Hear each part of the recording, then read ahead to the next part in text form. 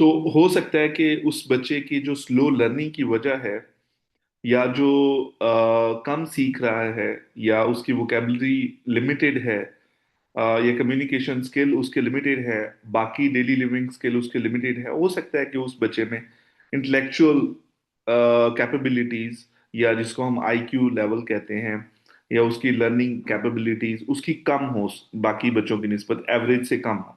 ठीक है, एक तो ये रीजन हो सकती है, जिसकी वजह से उसकी लर्निंग नहीं हो पाती, प्रॉब्लम सॉल्विंग स्किल्स नहीं है, वो चीज़ों को रिटेन नहीं कर सकता, स्किल जो सीखता है अगर उसकी मेंटेनेंस ना की जाए तो वो भूल जाता है, रिग्रेस हो जाते हैं।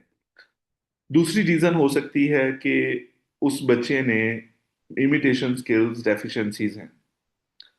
इमिटेशन स्किल्स वो स्किल्स हैं जो कि हर बच्चा सबसे पहले जो सीखता है वो इमिटेशन करना सीखता है।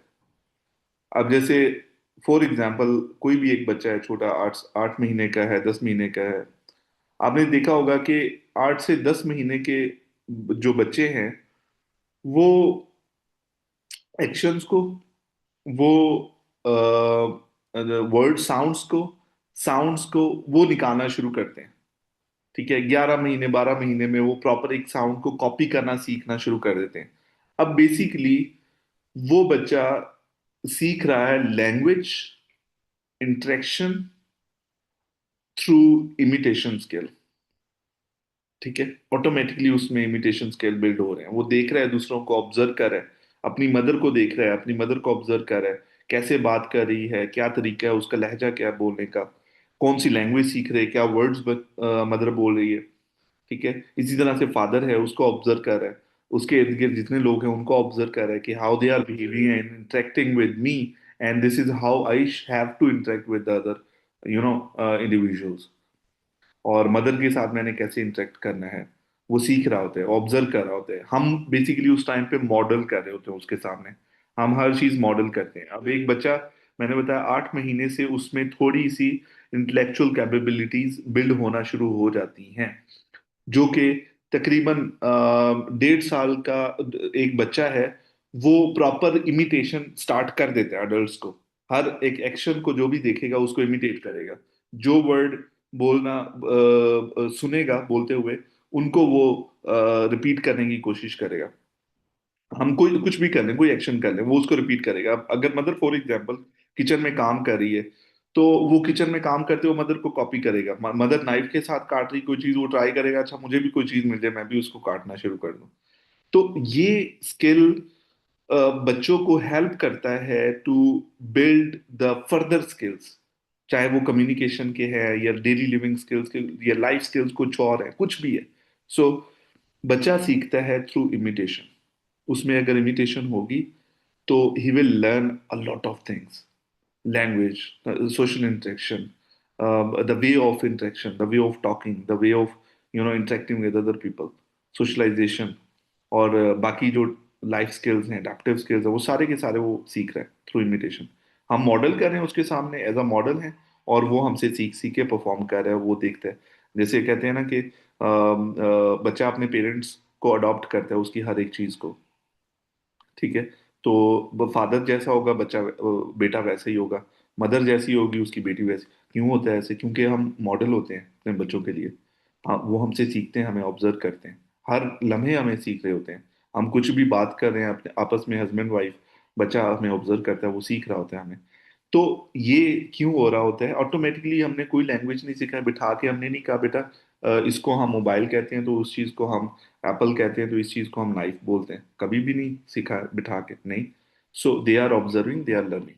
So this is basically today's topic, कि हम देखें कि बच्चों की लर्निंग को हम कैसे और इन्हांस कर सकते हैं।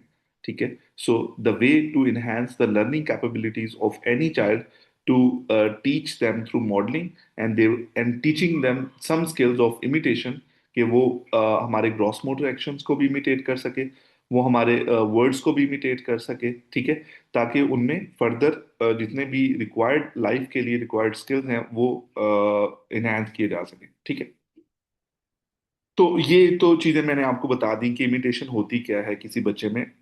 ये एक स्किल है जैसे बाकी स्किल्स हैं, इसी तरह से ये एक स्किल है जो कि एक बच्चे की लाइफ में उसे हेल्प करते हैं बाकी बिहेवियर को लर्न करने में। अच्छा, सो इसमें दो पार्ट्स हैं, एक पार्ट है मॉडलिंग और दूसरा पार्ट है ट्रेनिंग। मॉडल करने के भी डिफरेंट तरीके होते हैं। हम कोई चीज सिखाना चाह रहे होते हैं, हम पहले उसको करके दिखाते हैं, उसका जो एक्यूरेट मेथड है, उसका वे है, क्या स्टेप्स हैं उसमें इंक्लूडेड, हम बच्चे के सामने पहले उसको परफॉर्म करते हैं।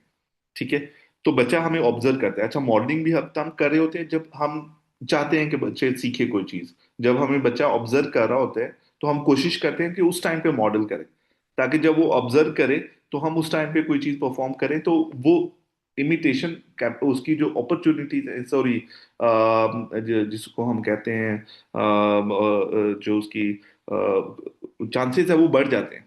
ठीक है, तो जब वो चांसेस बढ़ जाते हैं, जब वो ऑब्जर्व करते हैं उस टाइम पे इमिटेट करने की जो है चांसेस वो बढ़ जाते हैं। ठीक है, सो ये है इमिटेशन के। इमिटेशन में एक्शन भी हैं, वर्ड्स भी हैं। The imitative behaviour is occasioned by another person model of behaviour. So imitation behaviour तभी अकर होता है जब हम कोई कुछ ना कुछ मॉडल करते हैं। The model and behaviour must have a formal similarities. हम उसी चीज को इमिटेटिव बिहेवियर कहेंगे जो जिसकी फॉर्मल सिमिलरिटीज मॉडल के साथ मैच कर रही है। जैसे फॉर एग्जांपल, अगर मैं हैंड वेव कर रहा हूँ तो मैं इमिटेटिव बिहेवियर तभी कहूंगा अगर कोई पर्सन, दूसरा पर्सन जो मुझे ऑब्जर्व कर रहा है, वो भी सेम उसी मेथड में हैंड वेव करे जैसे मैं कर रहा हूँ। ठीक है, अगर मैं कोई वर्ड जिस तरह से प्रोनाउंस कर रहा हूँ वैसे ही नेक्स्ट पर्सन भी अगर प्रोनाउंस करता है तो मैं उसको इमिटेटिव बिहेवियर कहूंगा।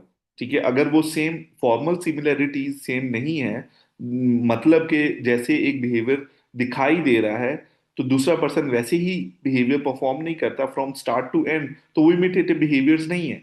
ठीक है, सो इमिटेटिव बिहेवियर वही है जो सिमिलरिटीज है आपस में, imitative modelling and imitative behaviour में।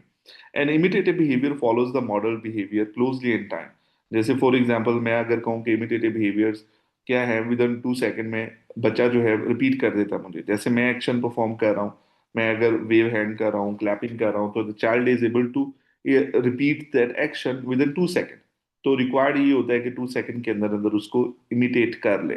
ठीक है, so the model is a controlling स्टिमुलर for a imitative behaviour. जैसे मैंने पहले भी बताया था आपको कि कोई भी चीज हम जब लर्न करते हैं तो we learn those things with in 3 steps. The first one is the antecedent, the second one is the response or behavior, and the third one is the consequences.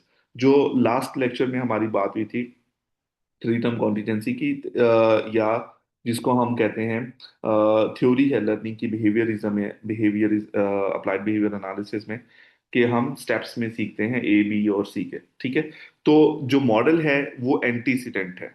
ठीक है, जिससे बिहेवियर ट्रिगर होता है। Getting my point? So model is always an antecedent that leads to a behaviour. ठीक है, और अगर वो behaviour as a consequences reinforce हो जाता है, so the child will learn that behaviour to perform in the future. उसकी जो प्रोबेबिलिटी है वो बढ़ जाती है कि फ्यूचर में भी ये बिहेवियर अकर होगा अगर हम उसको रीइंफोर्स कर देते हैं। जैसे फॉर एग्जाम्पल, अगर मैं आपसे क्वेश्चन पूछता हूँ कि व्हाट इज मॉडलिंग, तो आप में से कोई एक स्टूडेंट मुझे आंसर करते हैं and I appreciate on it, very nice, good job, you did it. So आप क्या होगे? खुश हो जाएंगे। ठीक है, स्टूडेंट उससे मोटिवेट होता है to answer the questions again and again and again. ठीक है, सो दैट मीन्स के रीइंफोर्समेंट जब किसी को भी मिलती है उसमें मोटिवेशन बिल्ड होती है कि मैं ये काम दोबारा फिर से करूं।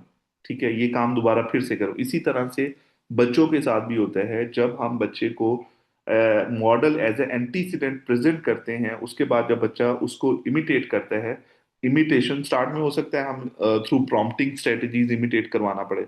ठीक है, क्योंकि ऐसे तो नहीं हो सकता कि बच्चा खुद से इमिटेट करना शुरू कर दे अगर उसमें इमिटेशन स्किल्स नहीं है। तो आपके माइंड में ये क्वेश्चन आया होगा ना कि कैसे एक बच्चा स्टार्ट कर सकता है खुद से? नहीं, so we have to teach the mod imitation skill through prompting strategies, जो प्रीवियस लेक्चर्स में हमने डिस्कस किया था। आप मोस्ट टू लीस्ट यूज कर रहे हैं, least to most prompting strategies use कर रहे हैं। ठीक है, तो हम उसको जब अप्रोक्सीमेट करवाएंगे कोई एक रिस्पॉन्स या बिहेवियर, उस पर जब हम रीइंफोर्समेंट देते हैं, अप्रिशिएट करते हैं, या उसका फेवरेट आइटम उसको प्रेजेंट करते हैं, तो उससे उसके फ्यूचर प्रोबेबिलिटीज बिहेवियर अकरेंसेस की बढ़ जाती है, या वो बच्चा उस चीज को माइंड में रिटेन कर लेता है नेक्स्ट टाइम के लिए कि मैंने नेक्स्ट टाइम भी ऐसे ही करना है ताकि मुझे फिर से अप्रिसिएशन या रीइंफोर्समेंट या प्रेफर्ड जो उसकी चीज है वो उसको मिल सके। ठीक है। सो मॉडल क्या है? मॉडल एक एंटीसीडेंट है। Antecedent stimuli have with topographical similarities to the behavior that is planned to be imitated. अब मैं आपने वर्कशॉप पे देखा होगा, एक सीनियर मैकेनिक होता है और एक बंदा, एक बच्चा होता है जो उससे सीख रहा होता है अभी। तो वो सीनियर पर्सन जो है वो बताता है उसको, अच्छा ये आपने चाबी को इस तरह से पकड़ के घुमाना है तो टायर का व्हील खुल जाएगा। ठीक है। या उसको वो जैक लगाना सिखा रहा होता है, वो साथ खड़ा ऑब्जर्व कर रहा होता है। या बार्बर की शॉप में आपने देखा होगा कि एक बच्चा या कोई एक न्यू पर्सन जो है वो सीखने के लिए वो उसको ऑब्जर्व कर रहा होता है जस्ट। जो सीनियर होगा वो अगर हेयर कटिंग कर रहा है तो दूसरा पर्सन उसको ऑब्जर्व कर रहा होता है, वो देख रहा होता है। दैट मीन्स कि वो जो सीनियर पर्सन कटिंग कर रहा है हेयर्स की, वो मॉडल कर रहा है और दूसरा पर्सन उसको ऑब्जर्व कर रहा है, वो उसके बिहेवियर को फिर रिस्पॉन्स को इमिटेट करेगा इन फ्यूचर। ठीक है। सो जब वो सीखेगा कि अच्छा this is how, these are the steps I have to follow to perform this behaviour. तो ये है एंटीसीडेंट। मॉडल एक एंटीसीडेंट है, बिहेवियर नहीं है। बिहेवियर हमेशा मॉडल के बाद आता है। और मॉडल हम वही सिलेक्ट करते हैं जो एक्सपेक्ट करते हैं कि ये बिहेवियर बच्चा परफॉर्म करे। जैसे फॉर एग्जाम्पल सिटिंग नाइसली, आप अगर मॉडल करना सिखाना चाह रहे हो कि बच्चा नाइसली सिट करे, या आप सिखाना चाह रहे हो कि बच्चा मोबाइल फोन यूज ना करे, तो first we have to model in front of him. Like for example, if I want my child to eat the food independently without the mobile phone, first of all I have to remove the mobile phone from my scenes के मैं mobile phone को कम से कम use करूं जब मैं अपने बच्चे के सामने होता हूं तो। when I will use the mobile phone over use मैं करूंगा, the child will learn from me। और इसी तरह से हम पेरेंट्स को भी सिखा रहे होते हैं कि when you want your child to stop using the mobile या स्क्रीन टाइम कम करना है, फर्स्ट यूर आपको चाहिए कि आप अपना स्क्रीन टाइम पहले कम करो। ठीक है। Because the parents are the model, we are the model, we leads to the behaviours of the child. ठीक है। तो जब तक कि हम खुद मॉडल करते रहेंगे एक बिहेवियर, तो बच्चा उसी चीज को अडॉप्ट करता रहेगा, उसको रिपीट करता रहेगा, क्योंकि बच्चों में इमिटेशन स्किल्स होते हैं। तो हम अगर फॉर एग्जाम्पल कोई नई चीज सिखाना चाह रहे हैं, मैं चाहता हूं कि बच्चा फोन ना यूज करे, तो मैं उस फोन ना यूज करने वाला बिहेवियर अगर चाहता हूं मेरे बच्चे में आए, ये रिस्पॉन्स बिल्ड हो कि वो इंडिपेंडेंटली खाए विदाउट मोबाइल स्क्रीन, तो मुझे पहले खुद उसको मॉडल करना पड़ेगा, उस गुड बिहेवियर को, उस अप्रोप्रिएट बिहेवियर को फर्स्ट, ताकि मेरा बच्चा उसको इमिटेट करे। ठीक है। जब वो इमिटेट करेगा, उस पे फिर मैं उसको रीइंफोर्समेंट प्रोवाइड कर सकता हूँ, जो उसके फेवरेट आइटम्स हैं, स्टिमुलसेस है, जिससे वो रीइंफोर्स या मोटिवेट हो सकता है to repeat this behaviour again and again and again. ठीक है। So this is what the model is. Model is antecedent और ट्रिगर, जो भी बिहेवियर आपने सिखाना है आपने उसको सिखाना है। Okay, so the model can be a person, model can be a symbol, a video, picture, anything. जैसे टॉयलेट ट्रेनिंग होती है, हम बच्चे को सिखा रहे होते हैं थ्रू विजुअल्स कि this these are the visual cards, these are the sequence cards the child has to follow. So we always recommend the parents that okay, print those sequence cards and paste those sequence cards in the toilet seat, in front of the toilet seat, ताकि बच्चा जब बैठे toilet के ऊपर तो ही observe the sequence card, और फिर उन स्टेप्स को, जैसे जैसे सीक्वेंस कार्ड में स्टेप्स लिखे हुए बच्चा उसको फॉलो करे। तो ये है। ठीक है। मॉडल कोई भी चीज हो सकती है, पर्सन भी हो सकता है, पिक्चर्स भी हो सकती है, वीडियोस भी हो सकती हैं। ठीक है। हम टॉयलेट ट्रेनिंग के, टॉयलेट के वीडियोस दिखाते हैं बच्चे को, this is how, look this boy is using the toilet independently, look he is being in the toilet, he is pooping in the toilet, pictures में हम दिखा रहे होते हैं। So these things are also called the models, not only the human beings, right. So हम model कुछ भी कर सकते हैं, कोई सिंबल दिखा सकते हैं, हम जो है कोई रिटर्न में इंस्ट्रक्शंस दिखा सकते हैं, वीडियोस दिखा सकते हैं, पिक्चर्स दिखा सकते हैं, कुछ भी ऐसा जिससे वो बच्चे उस चीज को कॉपी करे, इमिटेट करे। ठीक है। सो वो मॉडल कहलाता है। सो कुछ प्लान्ड मॉडल्स होते हैं, कुछ अनप्लान्ड मॉडल होते हैं। जब हम अमूमन थेरेपी सेशंस में होते हैं तो हम ज्यादातर प्लान्ड मॉडल्स के थ्रू बच्चे को चीजें सिखा रहे होते हैं। ठीक है। हम उसको डेमोन्स्ट्रेट कर रहे होते हैं। जैसे for example, boxing instructor demonstrates how to perform the hook punch, वो उसको डेमोन्स्ट्रेट करके दिखाता है, this is how you should do it. So the student repeats that action after the instructor, right? So ये भी एक प्लान्ड मॉडल है। अब थेरेपी सेशन में मैं बच्चे को प्लान करता हूँ कि let's take a sip like this, let's do this, and I am taking a sip from the cup, so the child picks up the same cup and he takes the sip. So he is modeling my action. I want him to eat nicely, drink nicely through cups. I want him to suck from the straw. Okay, drink from the straw. So I will first do it, and then I will let the child do it to to teach him this is how to you can suck or drink water from straw. तो इसी तरह से हम model करते हैं tooth brushing करवाते हुए। तो first we brush the teeth, we ask the child now it's your turn, you do it. So usually बच्चों में जो है स्पिटिंग का इशू होता है, वो ब्रश तो कर लेते हैं लेकिन they don't spit water outside. So first we ask them, therapist will perform it for the child.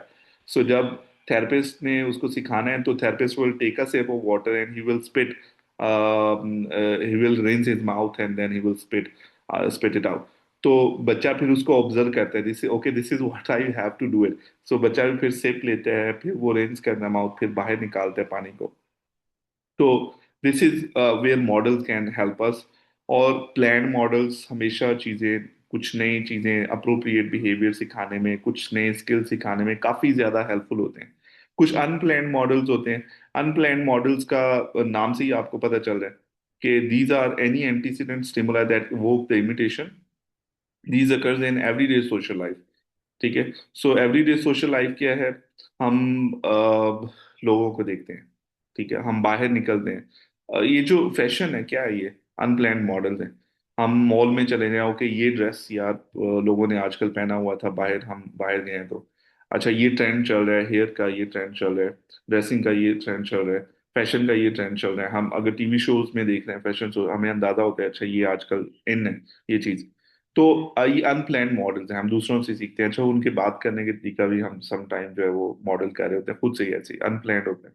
हम नहीं चाह रहे लेकिन हम वो कर रहे होते हैं, वो इमिटेशन। ठीक है, रिस्पॉन्सेज वगैरह। तो ये सारे अनप्लान्ड है कि हमने प्लान नहीं किया, we are just observing the other people and we are doing the same things. ठीक है। सो इसको हम अनप्लान्ड मॉडल्स कहते हैं, जब हम दूसरों को देख के उनके कॉपी करने की कोशिश करते हैं।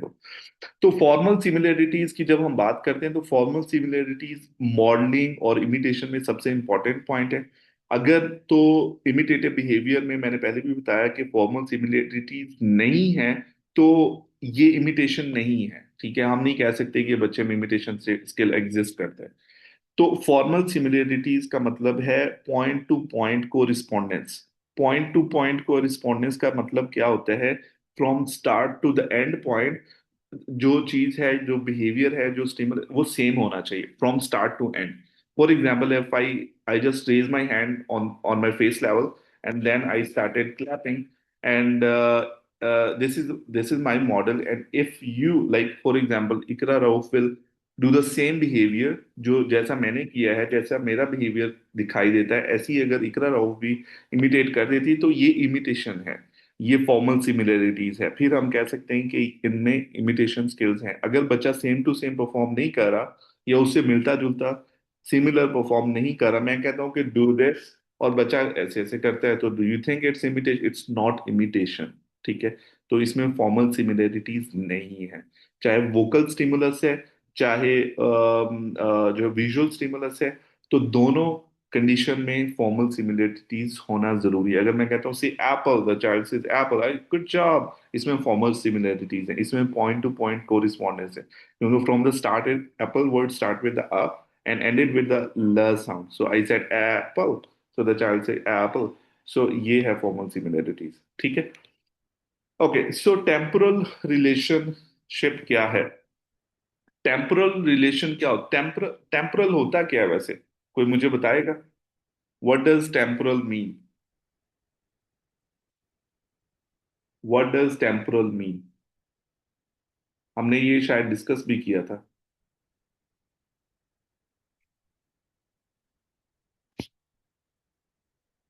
Come on guys, you can do it, I know. Temporal relationship basically होता क्या है? ये टाइम है in between the in between two events, temporal latency या टाइम जो है in between two events is called the temporal relation. A close temporal relationship between the model and learner's behavior, it is an important feature of imitation. जैसे मैंने पहले भी बताया कि अगर विद इन 2 सेकेंड अगर कोई बिहेवियर इमिटेट हो जाता है तो वो उस बच्चे में ज्यादा अच्छे इमिटेशन स्किल्स हैं। अच्छा, सम टाइम डिलेड इमिटेशन भी होती है, जैसे इकोलेलिया की बात हम कर लें। बच्चों में इकोलेलिया के अगर साइन और सिम्टम्स हैं तो हम अगर कुछ भी बोलते हैं तो द चाइल्ड रिपीट्स इट, उसको आंसर करने के बजाय ही रिपीट द क्वेश्चन।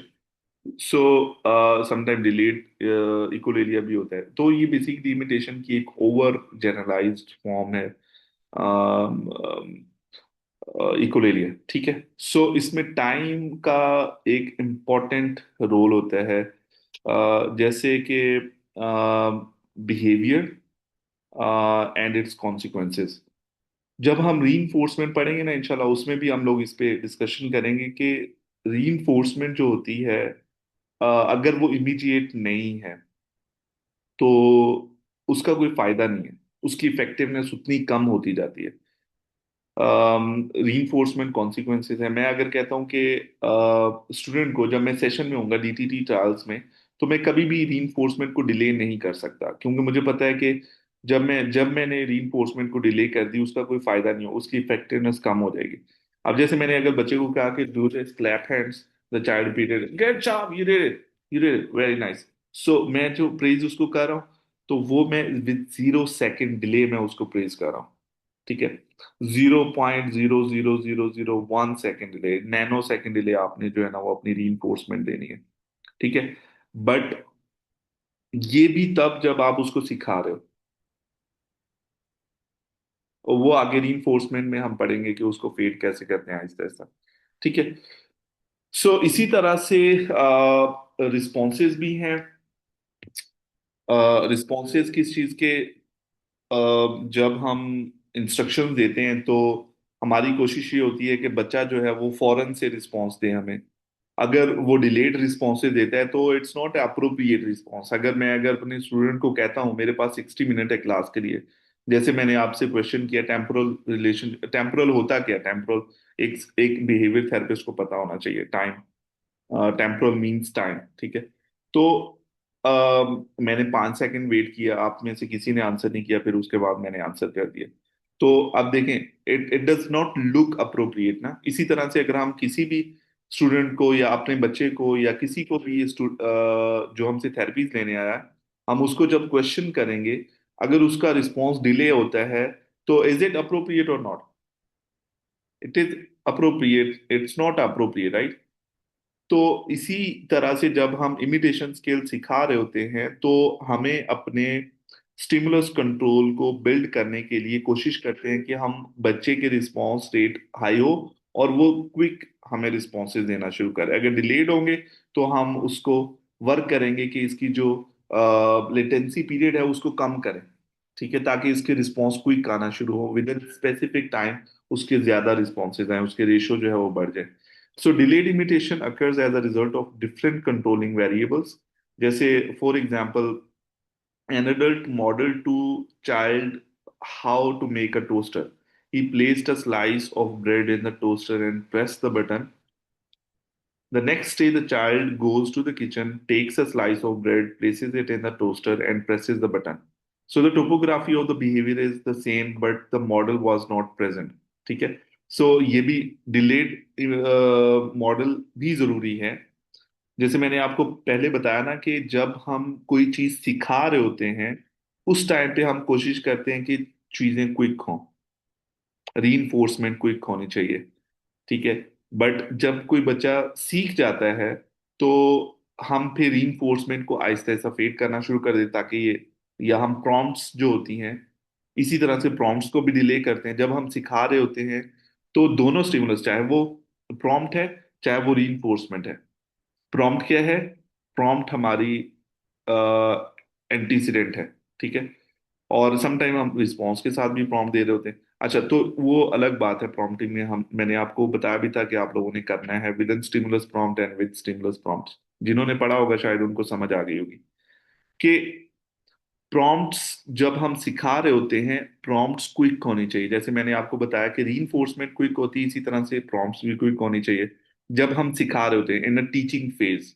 ठीक है, अभी बच्चे को आता नहीं है, न्यू स्किल सिखा रहे हैं, उस टाइम पे प्रॉम्प्ट्स भी क्विक होनी चाहिए और रीइंफोर्समेंट भी क्विक होनी चाहिए विद 0 सेकेंड डिले।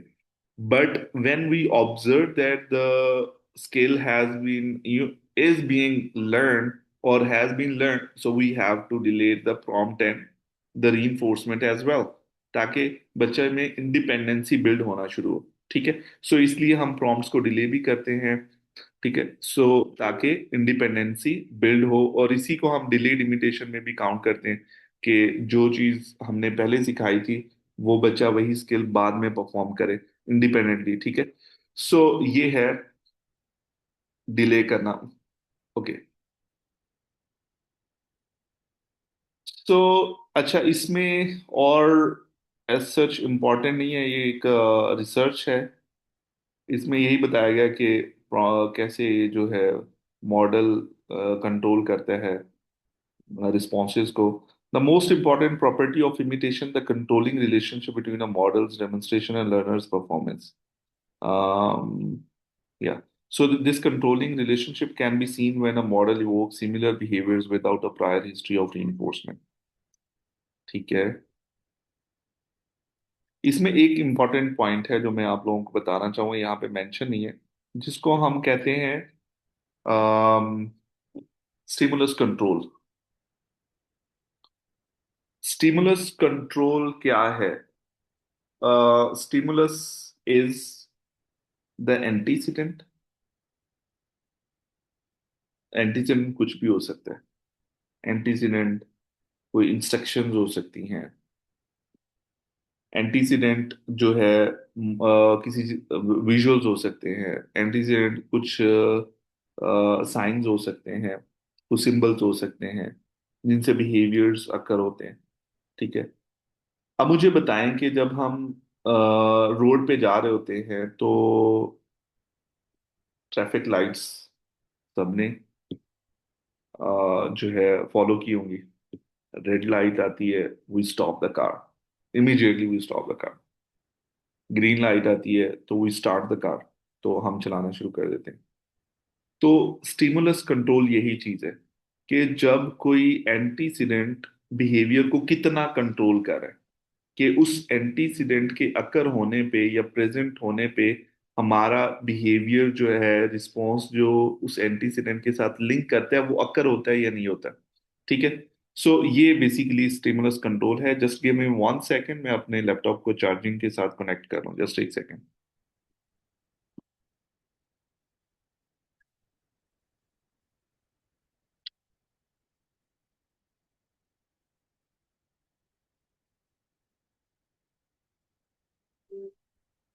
अच्छा, तो जब हम इमिटेशन सिखाते हैं उसके बाद आहिस्ता आहिस्ता जो है वो, ये जो स्टिमुलस कंट्रोल है ये बिल्ड होना शुरू हो जाता है।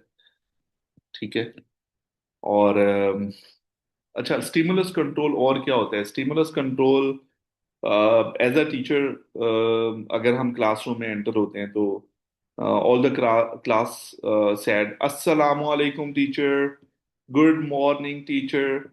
ठीक है, फिर उसके बाद प्रिंसिपल क्लासरूम में आती है तो एवरीबडी स्टैंड अप, ठीक है, रिस्पेक्ट। और या फिर हम अपने फ्रेंड से मिलते हैं तो हम फौरन से कहते हैं अस्सलाम वालेकुम। ठीक है, तो कुछ हर एक स्टिमुलस का एक अफेक्ट होता है ना। अगर मैं किसी से क्वेश्चन पूछता हूँ, वो मुझे आंसर करता है, तो दैट मीन्स के स्टिमुलस कंट्रोल एग्जिस्ट करता है। अगर मैं teacher as a teacher classroom में एंटर होता हूँ, स्टूडेंट खड़े नहीं होते क्लासरूम में, तो या वो मुझे गुड मॉर्निंग नहीं कहते या मुझे सलाम नहीं कहते, तो दैट मीन्स कि मेरा जो स्टिमुलस कंट्रोल है, मेरी प्रेजेंटेशन, उसका कोई अफेक्ट नहीं है किसी के ऊपर। ठीक है, तो ये चीज है stimulus control. Stimulus control build करना बहुत जरूरी है। जब हम बिहेवियर को, अच्छा हम यूजुअली एबीए में हम बिहेवियर्स को तो सिखाते हैं, लेकिन अगर वो बिहेवियर सीख जाए और उस पे स्टिमुलस कंट्रोल ना हो तो उस बिहेवियर को कोई फायदा नहीं है। जैसे जब मैं इमिटेशन सिखा रहा था ना, मैंने आपको कहा कि मैं अगर स्टूडेंट को कहूं कि let's do this, clap hands, और स्टूडेंट उसको क्लैप कर दे, तो वो क्लैपिंग कर रहा है, ठीक है, बट उसको ये समझ नहीं आ रही कि अ, अच्छा उस इमिटेशन जब हम सिखा रहे होते हैं ना, तो हमारा मकसद स्किल सिखाना नहीं है। हमारा मकसद है कि उसमें ये कॉन्सेप्ट आए कि चाहे वो क्लैपिंग है, चाहे कोई मोटर एक्शन है, कोई भी, चाहे वो वोकल चीज है, कोई वोकल स्टिमुलस है, मैंने उसको कॉपी करना है। ये है स्टिमुलस कंट्रोल इमिटेशन में। समटाइम समटाइम मैंने बच्चे को कहा कि डू दिस, बच्चे ने उसको इमिटेट किया, मैंने फौरन से उसको कोई रीइंफोर्समेंट दे दी। जैसे फॉर एग्जांपल मोबाइल फोन है, फिर से मैंने कहा डू दिस, बच्चे ने क्लैप किया, मैंने उसको रीइंफोर्समेंट दे दी, वेरी गुड, गुड जॉब। 2 घंटे के बाद वो बच्चा मेरे पास आया, वो आके मुझे करता, मैं कहूँ कि why he is clapping the hand. फिर मुझे समझ आई कि उसको ये फोन चाहिए, ठीक है, that's why he started clapping, क्योंकि जब मैं उसको क्लैपिंग सिखा रहा था, तो जैसे ही वो क्लैप करता था मैं उसको फोन देता था या कोई उसका रीइंफोर्समेंट देता था। This is where I lose my stimulus control. Okay, so मैं इमिटेशन के दौरान उसमें स्टिमुलस कंट्रोल बिल्ड नहीं कर पाया। स्टिमुलस कंट्रोल क्या है कि एक स्पेसिफिक एंटीसीडेंट के होते हुए ही एक स्पेसिफिक रिस्पॉन्स अकर होना चाहिए।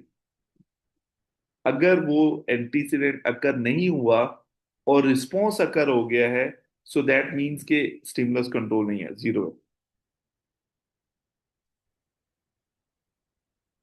एक आदमी इंडिविजुअल है, वो हंसना शुरू हो गया ऐसे ही बैठे बैठे, हा हा हा हा हा हा, ठीक है। अब वो हंसी, मैं उससे पूछूं भाई आप हंस क्या रहे हो, क्या वजह, वो ऐसे ही हंसी जा रहे हैं, तो कोई एंटीसीडेंट नहीं है, वो हंस रहा है, तो वो फील होगा कि ये नॉर्मल चीज है, नहीं होगा ना। तो यही स्टिमुलस कंट्रोल है जो हमने सिखाना होता है बच्चों को, कि according to the antecedent you have to behave. जब मैं उसको कहता हूं keep quiet, he should quiet, this is stimulus control. अगर वो हैप्पी है, यू शुड लाफ, उसे हंसना चाहिए। अगर ये if he is not happy, he should not, this is stimulus control. अगर वो रो रहा है फॉर द कुकी या for something, so that means कि स्टिमुलस कंट्रोल नहीं है।